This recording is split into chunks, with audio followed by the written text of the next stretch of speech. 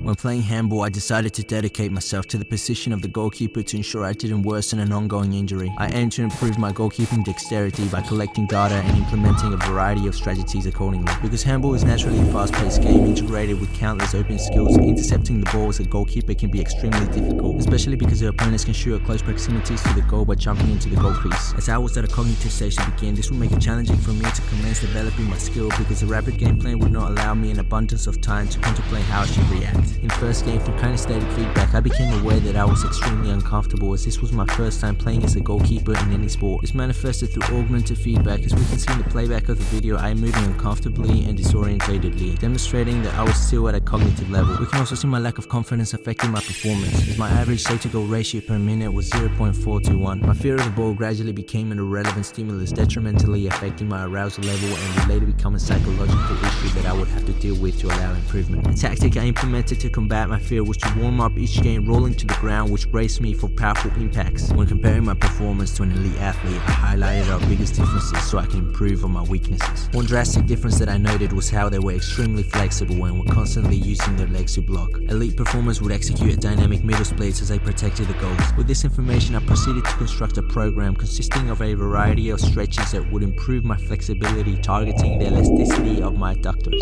This flexibility program was composed of a 10-minute run to a playground, followed by extemporaneous dynamic stretches stimulating muscle mobility and synovial fluid to prevent injuries. I then held 6 static stretches for 1 to 3 minutes and 3 sets each with an attempt to repeat this daily. As well as this, in collaboration with my team, we developed a drill that was specifically designed to mimic the attack of the opposing team in a game situation and would ensure everyone's focus of improvement was being targeted. The ball would be passed from player 2 to player 1 to player 3 as player 1 and 2's movement would overlap while player 3 would shoot.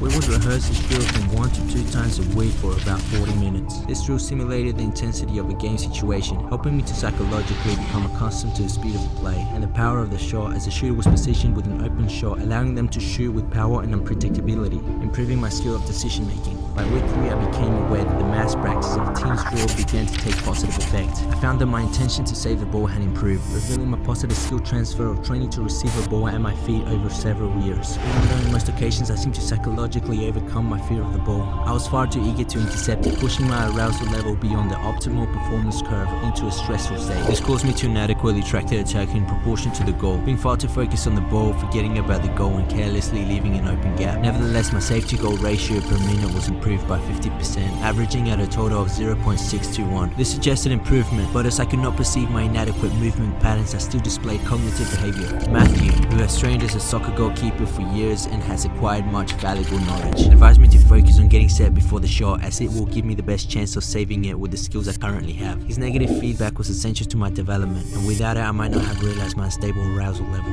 As I began to implement his advice, I seemed more composed and I could save the ball either way with more efficiency as I had a stable base of support. I perceived that my soccer-based skill, which was well developed to an autonomous level, could be further exploited. So I continued the distributed practice of my stretching routine to increase my legs range of motion. But I confronted my team about adjusting the drill to target my weakness with more precision. The adjustment included a more unpredictable approach from the shooter, as they would choose to continue a direct approach or cross over the field at any given point. This dynamic movement made it more difficult for me to track the ball, which opened up the skill, causing me to change direction while anticipating the shot and improving my continuous skill of scanning and decision making. In this drill, I noticed that my distributed practice of my stretching routine began to influence my performance within the drill, as I began to use my flexibility when attempting to save the goal. Even though I wasn't always successful in saving the goal, it still showed signs of improvement. At the conclusion of the drill, Matthew, who had been observing me, highlighted my errors and supplied me with feedback.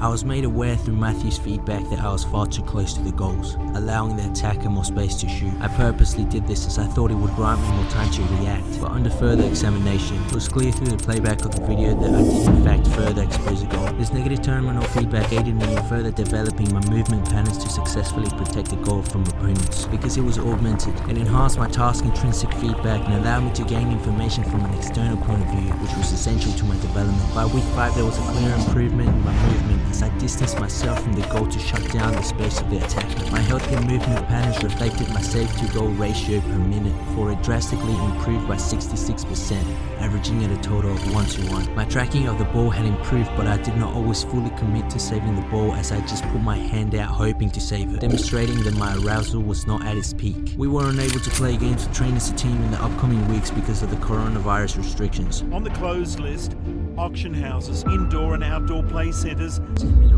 Playground temporarily closed. As we look over here, you see yellow police tape. It's to work at home. These restrictions caused a detrimental setback in my motivation. Stay at home. The maximum of 10. And ultimately in my performance, as I found that my improvement of flexibility plateaued because of insufficient warm-up and lack of dedication.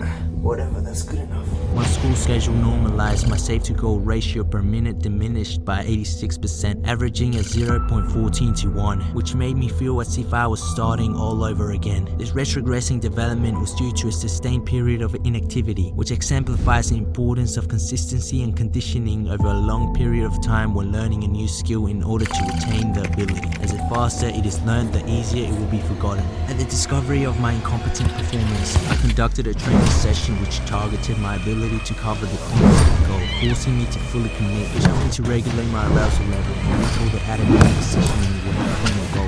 It took some time, but I gradually became reaccustomed to the speed of the play. I found that this drill took positive effect in the following week, as my save-to-goal ratio per minute drastically escalated by 5,493%, averaging at a total of 1 to 0.13. Considering this drastic change, I classified my week 8 starter an irrelevant phase of my development because it demonstrated that my dexterity when saving goals hadn't truly diminished, but rather that my neurological connections pertaining to my movement patterns weren't as solidified because I had only rehearsed them a limited amount of times. Hence they just required kinesthetic prompting to provoke recollection from my long-term memory. Throughout my 9-week development, I implemented various tactics to precipitate significant improvement within my goalkeeping ability. The most beneficial methods for my skill acquisition were the following. Firstly, the mass practice of my team drills targeted my most conspicuous weaknesses such as decision making and scanning. Secondly, the distributed practice of my stretching routine improved my mobility and enhanced my ability to perform gross motor skills. And thirdly, Matthew's feedback, as he applied bandwidth feedback by only outlining the most critical errors that I consistently committed, such as performing with an unstable base of support and operating too close to the goals. He did this to not inundate me with information, but rather criticizing simply and specifically to facilitate long-term retention. These methods were indispensable for the improvement of my skill, which I would consider to have reached the associative stage. But for future occurrences, I would analyze my weakest side and devise an action plan of improvement. For instance, these two heat maps from week 3 and week 5 showed that I let in 200% more goals on my right side than my left. Hence, I would conduct a training session where an attacker would approach from both sides, but would only aim at the left side of the goal to train my saving capabilities on my right hand side. I would also consider linking my elasticity training to a game situation with a drill derived from merging both concepts,